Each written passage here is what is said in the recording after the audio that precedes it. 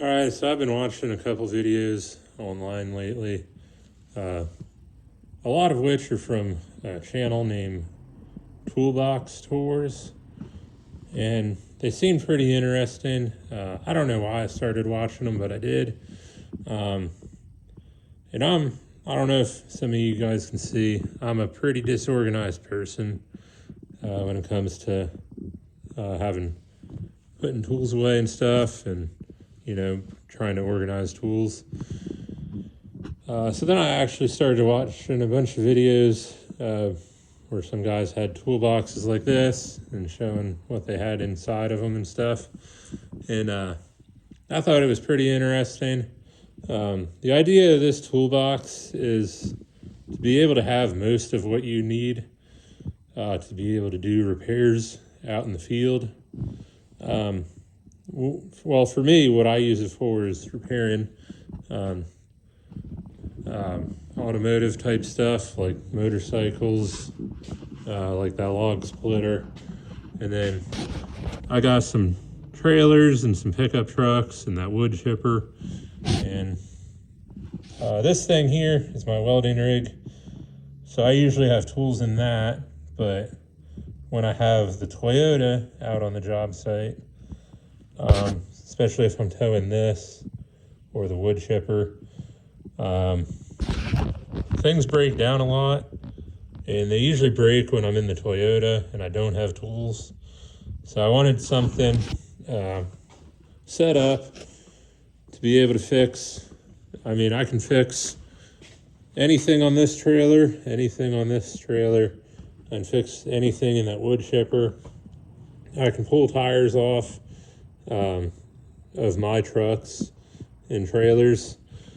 I'm obviously not pulling semi-truck tires off with the tools that I have in this box currently, but I can pretty much fix everything I need to fix on my stuff, even if it's by hand. So I'll show you guys what I got in here. Like I said, it's to fix what I need to fix when I need to fix it. You don't always get to pick and choose where or when you break down. So it's always nice to be able to take this box, throw it in the Toyota, go to the job site, and then have tools when I need them. Because for a while I was running that Toyota without tools. I actually did break a few things. And one time I actually had to borrow tools from a customer to get the job done. And I don't like doing that, so I set up my own box. Now, the objective for me of setting this up was to spend as little money as possible. So I gathered tools up from, there was a couple toolboxes like that one that I had over in this corner, and then just random other tools that I've gathered through the years.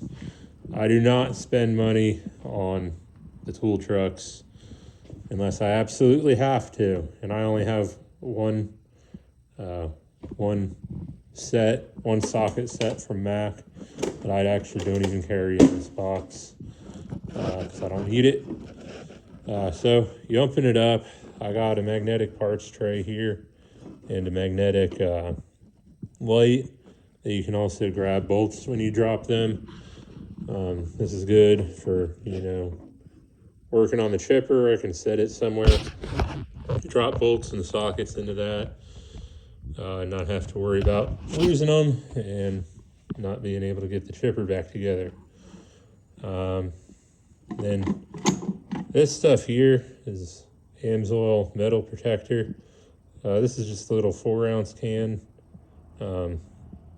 It's kind of like a penetrating fluid, kind of like PV Blaster and WD-40 mixed together.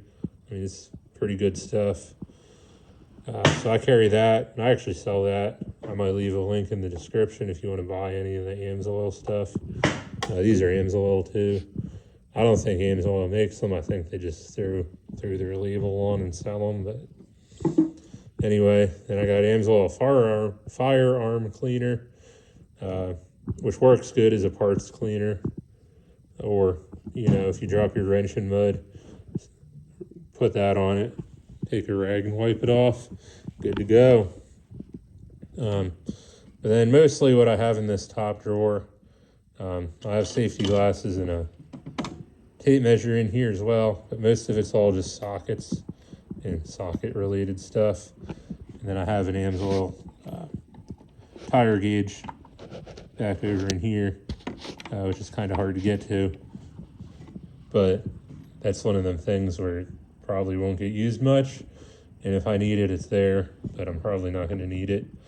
So I got these sockets on magnetic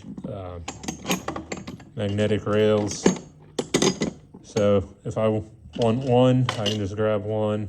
If I want the whole thing, I can just take the whole rail out, but it keeps the sockets in place from sliding everywhere.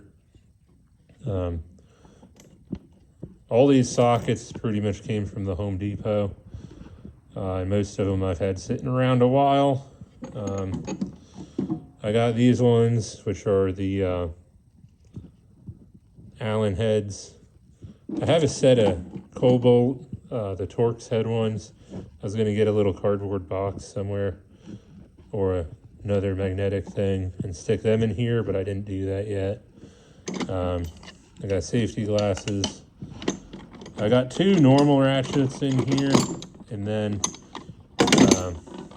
one extendable flex head. Get more leverage.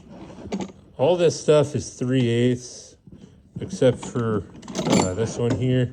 These are them reverse Torx head ones, or inverse Torx head, or whatever. There's like 4 of them that are 1/2 inch, some 3/8, and then 4 that are 1/4 inch drives. I have a 1/2 inch drive breaker bar here, a bunch of extensions and whatnot, a marker. So I tried to keep this all 3/8 drive. I didn't want to spend a lot of money on these things. That's why they're still different sizes. So I did not buy this specifically for this box. I've had these sitting around a while. And because of those, I got these adapters here, like different ones, 1/2 inch to 3/8 for the breaker bar to one of these. And then this one's 3/8 to 1/2 inch, 3/8 to 1/4. And I got these things here, so if I ever do have my impact driver with me, I can set that up. I use chrome sockets on the impacts. I never have a problem. And then this is the only thing in this box that's snap-on, and I have no clue how I got it. I've never even been on a snap-on truck. I've been on a Mack truck, but never snap-on. I have used snap-on tools in the Army, so I don't know if I threw that in my pocket and forgot about it, if my brother acquired it somehow, or if it was just my grandfather's. A lot of this stuff came from my grandfather, and my dad, and I think one of my uncles. Most of the sockets, not so much, but like this drawer here, I think. This mallet definitely did. The toolbox actually came from my dad, and the mallet and the toolbox are probably older than I am, honestly. I think these utility knives came from my grandfather, so they're pretty old and basic, but they work, and that's what you want. So yeah, the first drawer is sockets, plus, you know, this other miscellaneous stuff, just because that's where it would fit. Second drawer, this is actually the only drawer where I actually did have to buy everything in it to set up this toolbox. This is my electrical drawer, and the reason I had to buy all this stuff is because I was really lacking in electrical tools. It's just a multimeter, some zip ties, a scraper tool, electrical tape, and then a bunch of wire nuts, some heat shrink stuff, Um, and then this kit here, which is to crimp on these things. And this is also a wire stripper, I guess. So I'm not the best electrician, but I do know how to splice stuff together and make things work. And then, I got this for diagnostic stuff, which I've already had to use a few times. I'm not rewiring entire vehicles, but if I cut a wire for some reason, I can splice it back together if I have to. And in this drawer, we got, a bunch of pliers. I think 2 different pairs of wire strippers. One is for Romex, one is for just like automotive wires. And I've got some slip joint pliers, diagonal cutters, or not diagonals, I forget what these are, side cutters, big electrical loppers, and then old MIG welding pliers that I got from one of the places I worked at. They're good as like needle noses, cut wires and stuff. I didn't spend money on it, so I have it. I never actually used those around the MIG welder, so I just threw that in there just for the needle noses. I got a pair of vice grips down there, and then a whole bunch of different screwdrivers, and then this little multi-tool Allen set.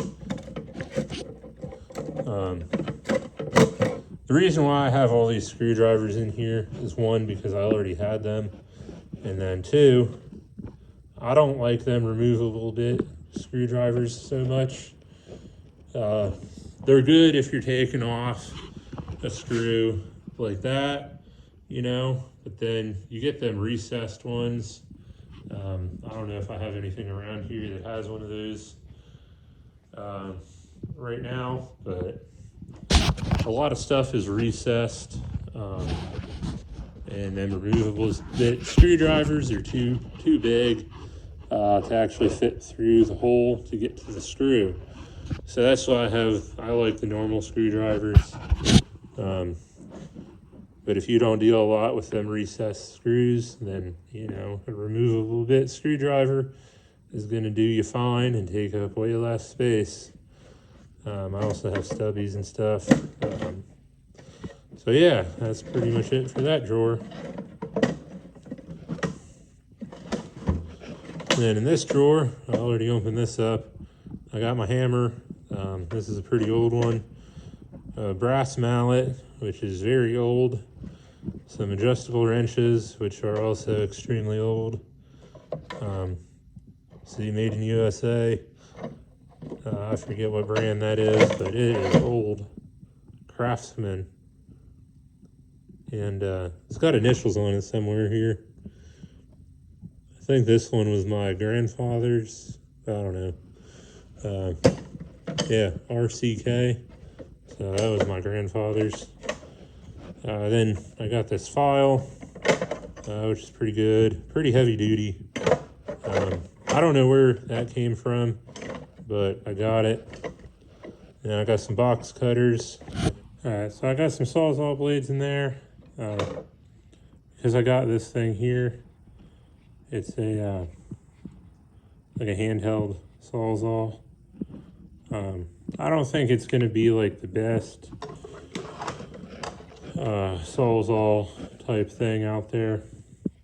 But I wanted something that can cut like exhausts, and at the same time also be able to cut through like a 2x4 or something if I need it in a pinch. Like I said, probably not the best cutting device out there, but it's in here. It might save me some time. Then I got a pry bar, just a short one. You never know when you're going to need these, so threw it in there. Ain't the biggest pry bar, but it'll work for something. And in this drawer, I got a bunch of wrenches. I got this 24 mil because it is the right size for my the front axle pin on that bike. But I try to go from 1/4 inch up to 15/16 standard, and then 6 mil to 19 mil at least with the metric. Most of my wrenches are these Job Smart ones. You can get these in sets at the Tractor Supply. They usually go on sale sometimes. You can get like a whole set of them for $10. It doesn't have everything I wanted, so I did have to buy some individual ones. And then I also got just a bunch of random ones. And then I've had these Husky, the metric set. That's been with me forever. It was the first set of wrenches I actually bought. It was these Husky metrics. And they made it in the box. Yeah, I mean, I have standard and metric in here. I think the biggest I got is this one in a 16th inch. That's an Autocraft. The real big ones I got at like AutoZone or something. And then, you know, these Job Smarts are Tractor Supply. And these are Home Depot. And I actually got like a bunch of random ones in here. Like this old one that says Sears. Old as crap.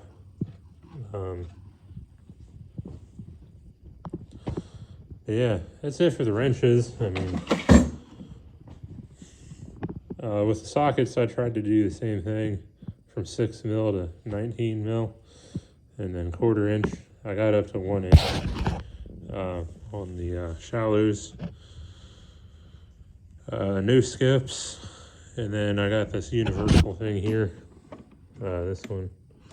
So that should fix pretty much everything you need. Like I said, it ain't gonna be nothing fancy, and you're pretty much doing everything by hand, but I'd rather have to take the bolts off by hand and actually be able to complete the repair versus, you know, having to bring something into the shop or leave the job site and pay a bunch of money just to do something that I can do myself with some minor hand tools. You know, having a box set up like this would be good for anyone that has like their own tree service or a similar business. And also a lot of truck drivers. There's a lot of truck drivers out there driving over the road that have no tools at all. You know, they break down, they're screwed. They got to call somebody. Somebody has to come out and charge them a bunch of money, and most of it could be fixed with a toolbox like this. You know, you might have to run in, get some parts, and then fix it at a truck stop or out in the parking lot or something, but mostly everything that's on a semi-truck, you know, the simple stuff that breaks down all the time, you can fix it with a box like this. It save you or your company thousands of dollars. You know, if you just set yourself up with a box, throw it in your, most trucks have like a tool cabinet, a toolbox area. You know, throw it in there, and yeah, it'd work. If you run like a skid steer or something without a service rig, you know, having a box like this would be a good idea. Like I said, you see what I'm working on, type of stuff I fix with it. That dump trailer, this trailer, the wood chipper, both trucks, motorcycles, and a log splitter. So it ain't gonna fix everything. You ain't gonna have every tool that you're gonna need, but you're gonna have, usually gonna have the tool.